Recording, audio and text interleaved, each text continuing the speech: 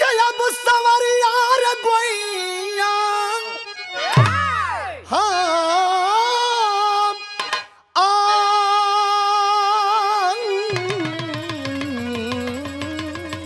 हो राम।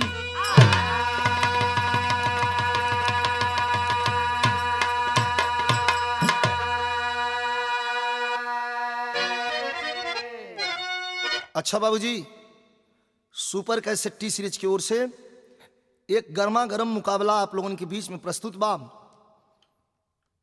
गायक कलाकार हम विजय लाल यादव और साथी ओम प्रकाश यादव जी। ये मुकाबला एक अजीब मुकाबला है जौने गाना का शीर्षक दिहल गईल बा देश का क्रांतिकारी यूपी और बिहारी। भाव पर गौर फरमाएंगे। वीर रस का गीत बा मास्टर।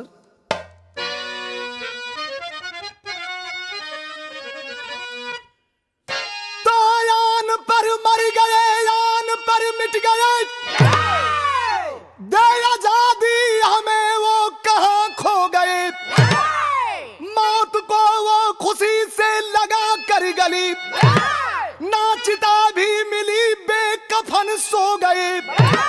बट गई या धरा, बट गया यह वतन, तो खास जिन्ना जवाहर के ऐलान पर इस अवज में ही गांधी की हत्या हुई। दाग नाथू लगाया था बलिदान पर।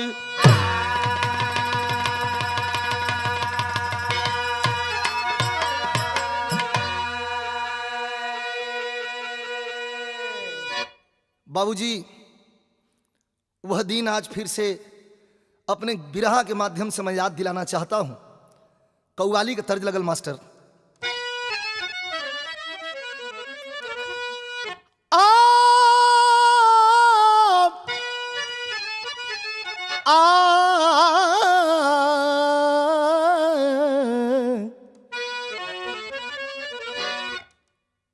गीत का बोल बाम कि फुरकत की हजारों रातों से, फुरकत की हजारों रातों से, अरे एक रात सुहानी मांगी थी। फुरकत की हजारों रातों से एक रात सुहानी अरे मांगी थी। फुरकत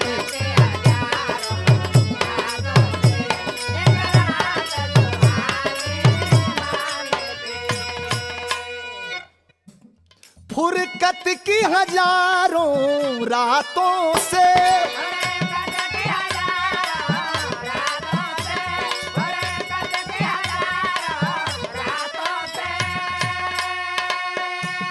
एक रात सुहानी मांगी थी। साकी तेरे मैं खाने से, साकी तेरे मैं खाने से, अरे अंगूर का पानी मांगी थी। साकी तेरे मैं खाने से, अंगूर का पानी मांगी थी। साकी तेरे मैं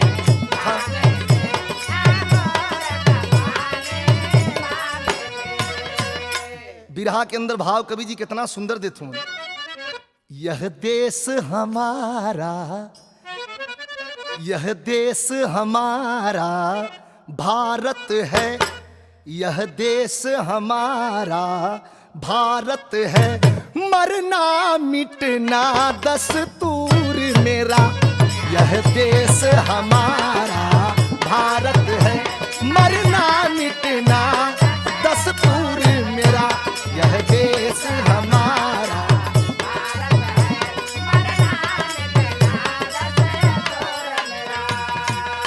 अरे यह देश हमारा भारत है,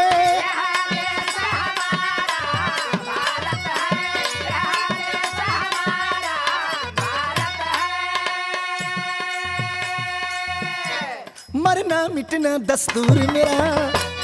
कश्मीर से कन्या कुमारी तक, कश्मीर से कन्या कुमारी तक फैला भारत मशहूर मेरा। कश्मीर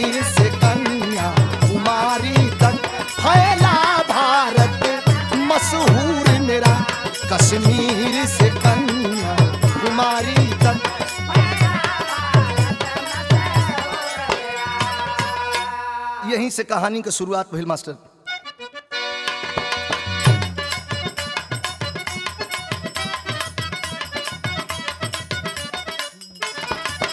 कभी जीने की तमन्ना नहीं थी वीरों में, गुलामी कौंधती थी क्रांति के फकीरों में।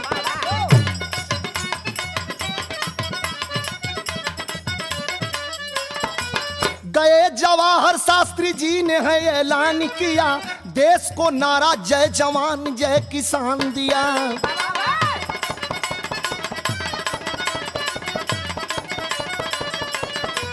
नहीं भूलेगा सन 65 का घमासान बड़ा, आमने सामने था भारत पाकिस्तान खड़ा।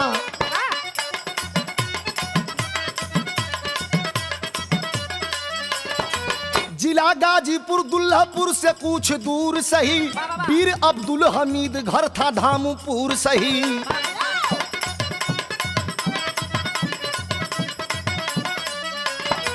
पिता उस्मान सिलाई का काम करते थे, पिता उस्मान सिलाई का काम करते थे, पुत्र में सरफरोशी संस्कार भरते थे।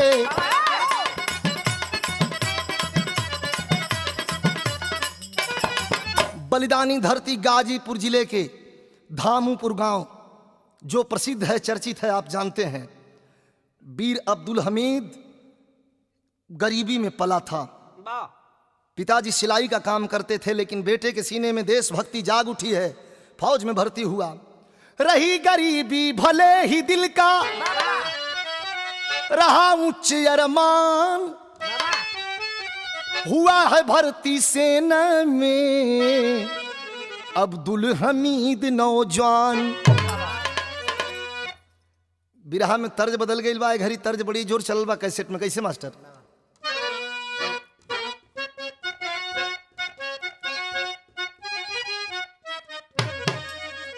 अरे सैया जनिजा, सैया जनिजा तू सूते दलानी में, सैया जनिजा तू सूते दलानी में, अगिया लागल बा हमारी जवानी में, अगिया लागल।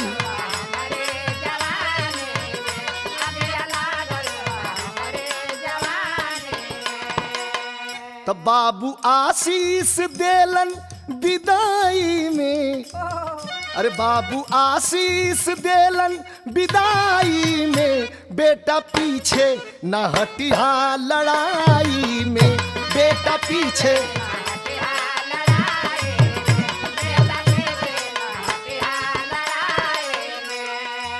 सबसे बड़ी यार होला धरती के कर्जा, फर्ज से देहल न जाला मजहब का दर्जा, फर्ज से देहल न जाला।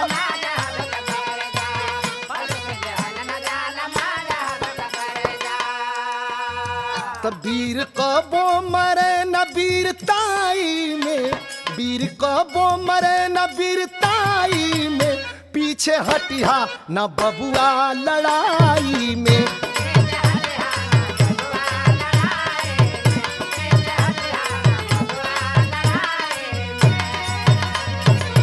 बाबूजी सिखा के आप बिटवा के सीने में यह क्रांति का भाव भरत होवन। बिरहा में फिर तर्ज लग गई मास्टर।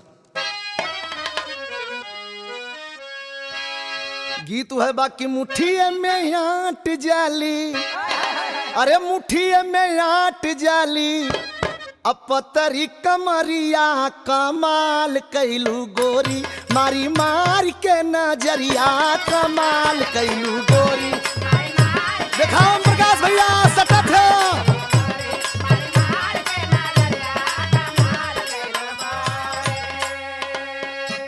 लेकिन घरे घरे आई गईल, घरे घरे आई गईल, सीमा से खबरिया तैनात भइल पट्ठा, सर बांध के केसरिया तैनात भइल पट्ठा, सर बांध के केसरिया।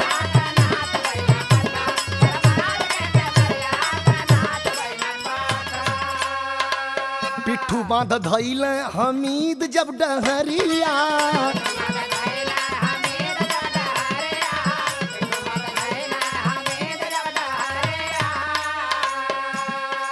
चाचा उस्मान पर तो पड़ल बा नजरिया,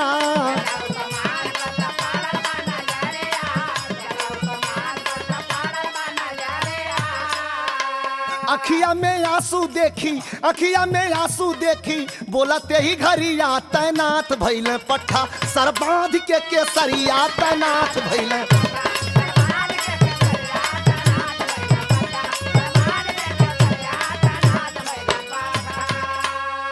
बाबूजी के आंख में आंसू देख करके घूम पड़ा है वीर अब्दुल हमीद। आवाज देने लगा, अरे बाबूजी आपके आंखों में आंसू, बुजदिल ना बनिए ऐ चाचा, बुजदिल ना बनिए ऐ चाचा, क्यों छोटा हृदय बनाते हैं, कैद मोहब्बत में होकर क्यों आंसू आज गिराते हैं। फौजी का घर है एक नहीं, घर उसका हिंदुस्तान सही, इस्लाम कसम भारत के आगे टिकेगा पाकिस्तान नहीं। बारे मुसलमान पट्ठा, कहा कि इस्लाम कसम भारत के आगे टिकेगा पाकिस्तान नहीं।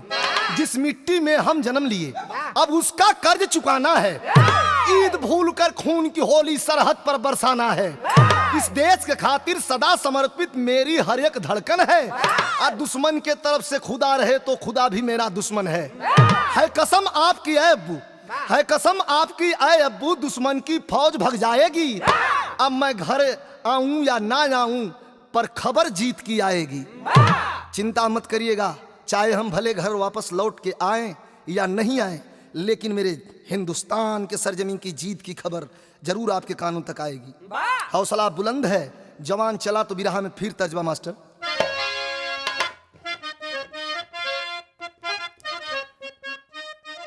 बड़ा मचल के हमारे स्वर्गीय रामदेव उस्ताद तर्ज के गाओ तो मास्टर कैसे कि अरे पट्ठा दिलावर, अरे पट्ठा दिलावर, चला झूम झूम के विदा कैले चाचा लिलोरो के चूम के।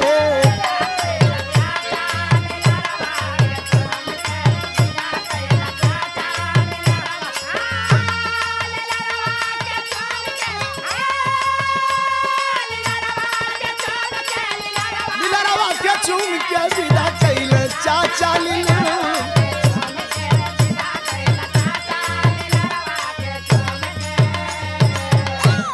इतना वीरताई का भाव बेटवा के मुंह से सुन के बाबूजी इतना खुश भइल हुन कि जाके लीलार चुम लेलन कि तू गजब का दिल वाला है रे। का कहलन कि लेके आसी सबीर बढ़ल यो गौरी, लेके आसी सबीर बढ़ल या गाड़ी, आ दुल्लपुर स्टेशन से छूट गई गाड़ी। दुल्लपुर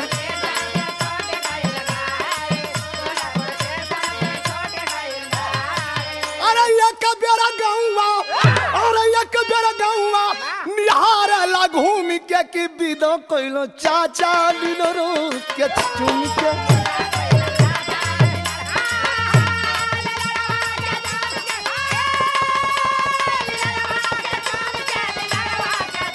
जिया जिया भैया जिया।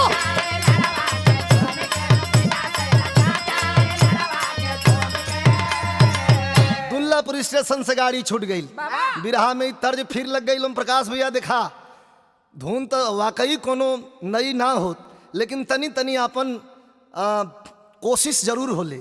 हाउ तो पुरान धुन लेकिन में नई का लचक है। कैसे कि अरे जब जब आवे, अरे जब जब आवे लहज के महीना, जियर मोरा हाय जियर मोरा, अरे उड़ी उड़ी जाए मदीना, जियर मोरा उड़ी उड़ी जाए मदीना।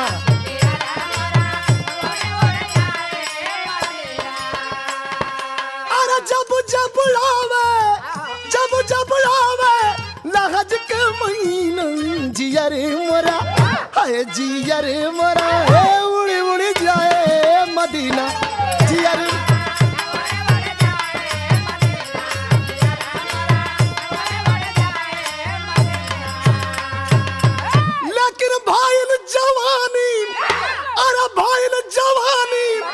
समरिया में 16 छूटने लगा, हाय छूटने लगा, दोनों तरफ से बम गोला छूटने लगा। लड़ाई शुरू हो गई भारत पाकिस्तान का।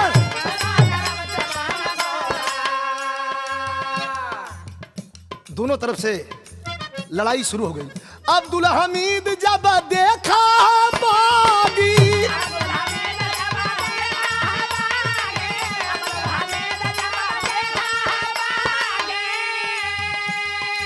दुश्मन का टैंक अबाऊ गलत बागी।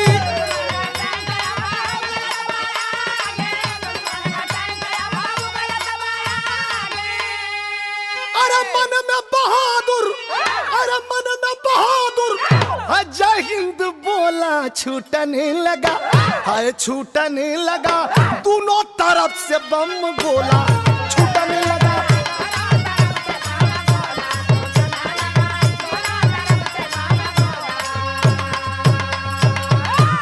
लड़ाई चल रही है, दुश्मन के टैंक से जो गोले निकल रहे हैं, जैसे ऐसा महसूस हो रहा है कि तबाही का मंजर फैल जाएगा। वीर अब्दुल हमीद अपनी मिलिट्री की छोटी गाड़ी जीप लेकर के और अकेले आगे बढ़ने लगा। बगल से छिप करके जा रहा है। तो उस समय का भाव मास्टर कि अरे उछल पड़ा, अरे उछल पड़ा, अरे गाजीपुर का बघेला उछल पड़ा।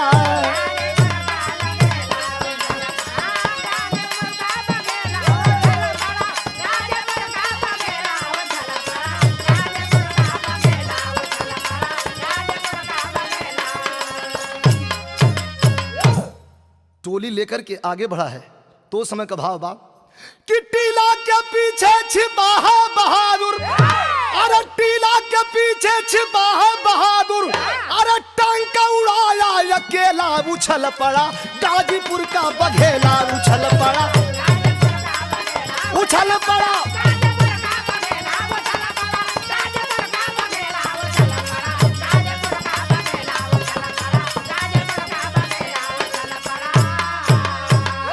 पहला दूसरा तीसरा या चौथा उड़ाया, पांचवा छठवा सतवा पर नंबर लगाया। अरे दुश्मन की धज्जी उड़ाया है नाहर, और मुस्लिम का पट्टा गदेला उछल पड़ा। गाजीपुर का बघेला उछल पड़ा।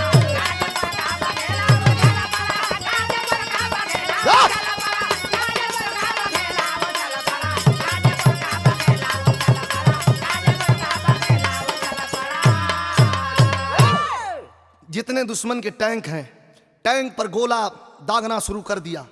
एक उड़ाया, दो उड़ाया, तीसरा उड़ाया, चौथा उड़ाया, पांचवा उड़ाया, छठवां उड़ाया, सातवां पर जब नंबर लगा है तो दुश्मन परेशान है कि 6-6 टैंक उड़ चुके हैं, आखिर ये गोला कहां से आ रहा है।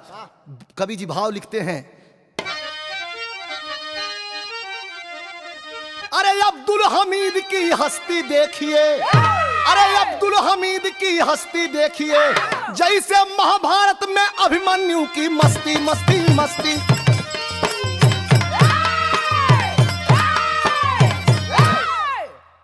जैसे अभिमन्यु 6 फाटक को अपने दम से तोड़ा था, अब्दुल हमीद भी उसी तरह बन गया, वीर का जोड़ा था।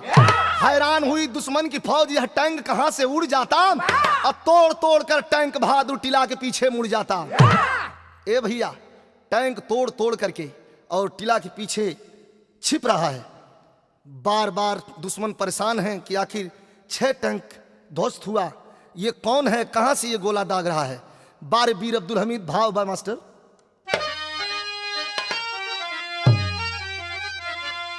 अरे टूटल टैंक तब भइल हक्का बक्का धक्का लागल बाप, अरे टूटल टैंक तब भइला हक्का बक्का धक्का लागल बा। अरे हमीद सब कर छोड़ाई देहला, छक्का धक्का लागल बा।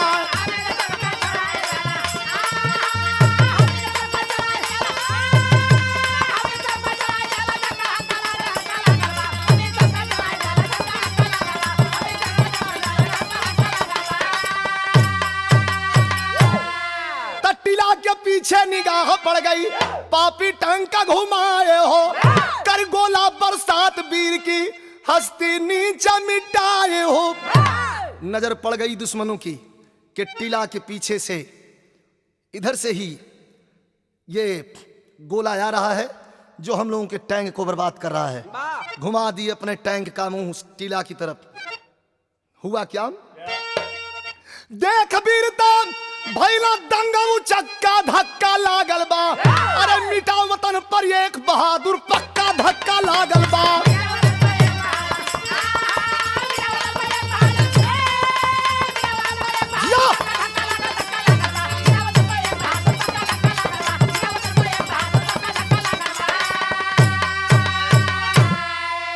क्रांतिकारी जवानन के विषय में बतावल जाला कि क्रांतिकारी जवान बतावत रहलन कि खून का कतरा कतरा देश के काम आ जाई। अब्दुल हमीद पाकिस्तान के खिलाफ हिंद की फौज की ओर से अपने लाश तक को फौजी साथियों को नहीं दिया। टुकड़े टुकड़े में विभाजित हो गई उसकी लाश। तो कवि जी भाव विरह में लिखत हुन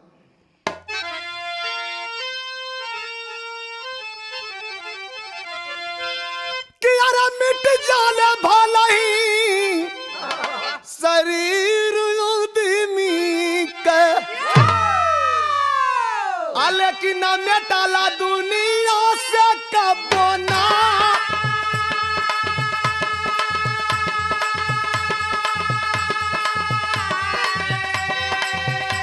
अरे लेकिन मेटाला दुनिया से कबोना।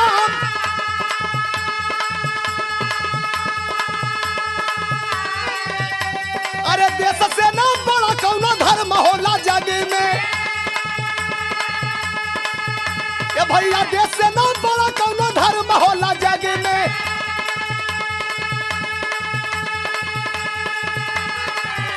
अरे साबित कर दिखाया हो हमीद सरनाम।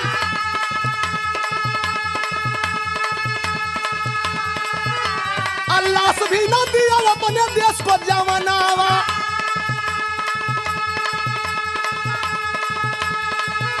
अरे कतरा कतरा मिट्टी में मिलाया सारे नाम।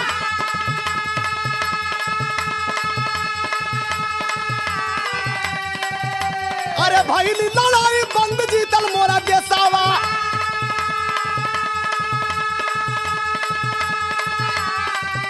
अब शास्त्री जी शहीदवन के कईलन सलाम।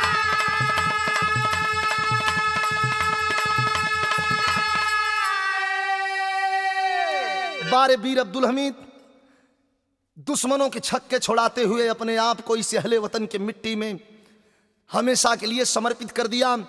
लाल बहादुर शास्त्री जी शहीदों का सम्मान करते हुए सलामी दागते हैं। लेकिन अब तनी ये वीर भाव में करुण आगल।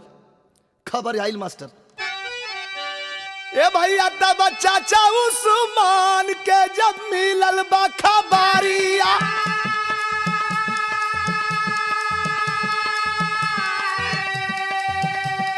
लाल मोरया गयल वतनवा के काम।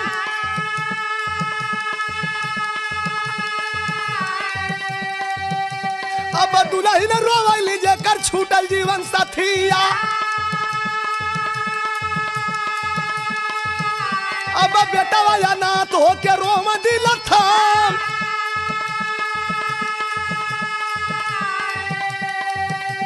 देखा क्या मिलल नहीं बाबूजी का लसिया। अरे वर्दी टोपी देख कैसे होई सुबह शाम। शांति संदेश तब शास्त्री जी पठावले। अब वीरता का केहू से दियाला नहीं दाम। अरे धन्य मतारी जकर गोदिया जन्म के। अरे नहीं होने दिया वीर देश को गुलामी। अरे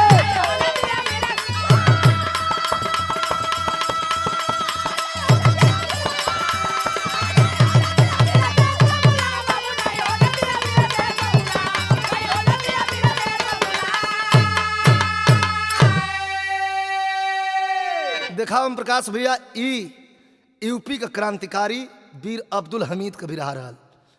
लेकिन गाना के अंदर गाना खत्म भई ना भल। कवि जी के ओर से वो जवानन के कविताई के भाव में कुछ शब्द समर्पित बात। हे वतन दिलावर तुझे प्रणाम, सूर्य किरण और चंद्र रश्मि जब तक है तेरा नाम। हे वतन दिलावर तुझे प्रणाम, तन मन अपने वतन को समझा, प्राण से प्यारा चमन को समझा, जात धर्म से ऊपर उठकर तूने ऐसा किया है काम। हे वतन दिलावर तुझे प्रणाम। कवि जी की ओर से समर्पित शब्द, धन्य तुम्हारा गाजीपुर, धामुपुर के तुम मशहूर, ना तूने कुरान को देखा ना देखा इस्लाम। हे वतन दिलावर तुझे प्रणाम। कवि जी की ओर से समर्पित रहल बीर अब्दुल हमीद के विषय में कविता आई, लेकिन गाना के अंदर कहना हो कवि का, आज वतन में, आज देश में एक आग भड़क गई बा, जातवाद का आग भड़क गई बा। हिंदुस्तानी अपने को हिंदुस्तानी समझता है, मुसलमान अपने को मुसलमान समझता है, लेकिन याद रहे हिंदुस्तान में रहने वाला चाहे जो भी व्यक्ति हो, सुझाव है हिंदुस्तान में रहने वाला चाहे वो हिंदू हो, मुसलमान हो, सिख हो, ईसाई हो, हिंदुस्तान में रहने वाला हर व्यक्ति मात्र हिंदुस्तानी है। इसीलिए कवि का कहना है, अरे अब्दुल हमीद जैसी अबिरताई चाहिए, ना वतन में जातवाद का लड़ाई चाहिए।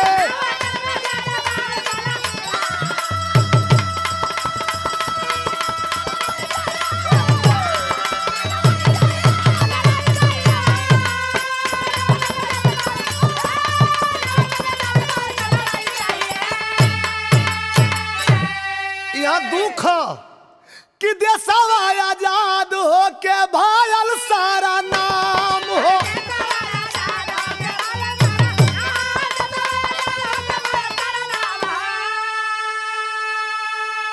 लेकिन जातवाद में बड़ा बने गुलाम हो।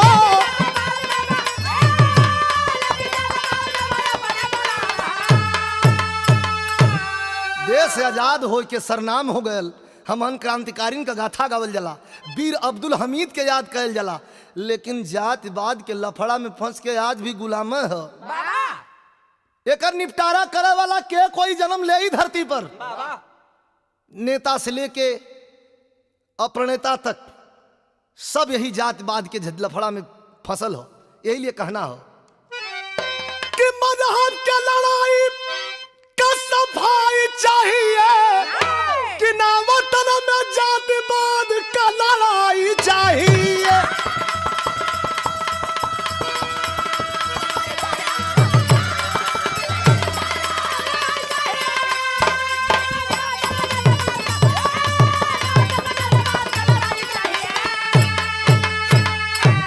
गुरु बिहारी, गुरु गणेश, गुरु रामलाल मोरबा का, स्वर्गा चंद्रिका कवि बच्चन का विजय पताका, अब्दुल हमीद की हस्ती देखिए, विजयी प्यारे लाल भारत वीरों की बस्ती, अब्दुल हमीद की हस्ती देखिए।